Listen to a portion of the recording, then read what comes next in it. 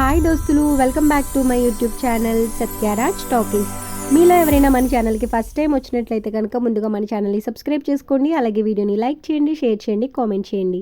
ఈరోజు వీడియో వచ్చి ఏంటంటే కనుక అల్లుడు కాళ్ళు ఎందుకు కడగాలి.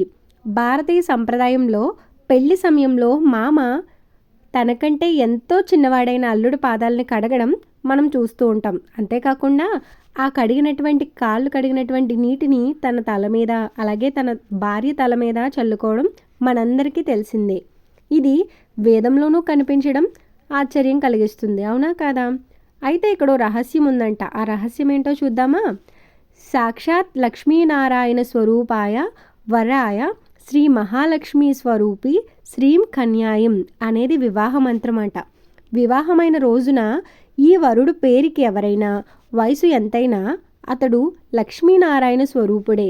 శ్రీహరి పాదాల నుంచి గంగ పుట్టింది గనుక ఇతడి పాదాల నుంచి వచ్చే నీరు గంగతో సమానమని భావిస్తారట.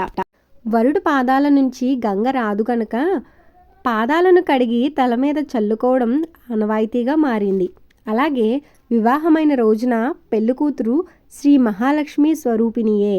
అందుకే ఆమెను చక్కగా అలంకరిస్తారు పెళ్లిలో. ఆమె ఎందరి మధ్యలో ఉన్న పెళ్ళికూతురు ఎవరిని అడిగే అవసరం రాకూడదనే ఆ ముస్తాబు.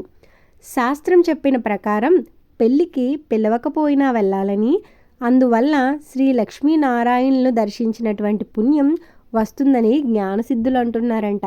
అది ఫ్రెండ్స్ ఇవాల్టి వీడియో నచ్చినట్లయితే కనుక లైక్ చేయండి.